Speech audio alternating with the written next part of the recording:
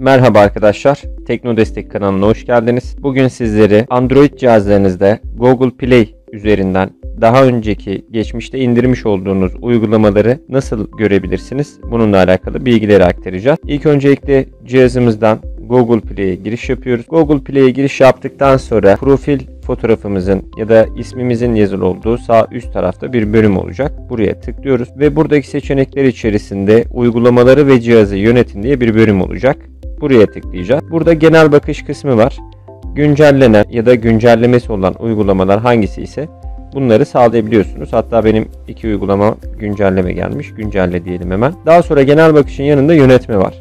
Yönetme kısmında şimdi sol tarafta en üstte yüklü kısmı var ve güncellemeler var kısmı var. Güncellemesi olan uygulamaları gösteriyor. Oyunlar kısmı var. Yüklü kısmı seçtiğinizde güncellemelerle oyunları kaldıralım. Şu an cihazınızda yüklü olan uygulamalar hangileri ise bunları görebiliyorsunuz burada. Daha sonra yüklü kısmının üzerine tıklıyoruz. Yüklü değil diyoruz. Yüklü değil kısmına da tıkladıktan sonra burada Google Play üyeliğinizce yüklemiş olduğunuz daha önceki ya da kendi mevcut cihazınıza yüklemiş olduğunuz uygulamalar neler ise onların hepsini buradan görebiliyorsunuz. Ve burada eğer ki arayıp da bulamadığınız bir uygulama var ise buradan bulabilirsiniz ve cihazınıza indirebilirsiniz. Yüklemesini yapabilirsiniz. İsterseniz bunu sıralama olarak da sağlayabiliyorsunuz. Ad olarak veyahut da son eklenenler olarak. Son eklenenlerde en son eklemiş olduğunuz uygulamalar görünüyor.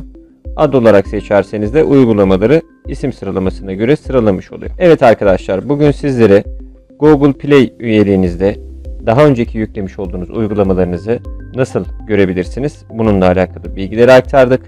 Eğer aklınıza takılan bir durum olur ise aşağıda yorumlar kısmına bizlere belirtebilirsiniz. Ya da 11858 teknoloji destek hattını arayarak yardım ve destek alabilirsiniz. Ayrıca bu ve bunun gibi videolardan haberdar olabilmek için ise kanalımıza abone olabilir ve bildirim çanını aktif edebilirsiniz. Bizi izlediğiniz için teşekkür ediyoruz. İyi günler dileriz.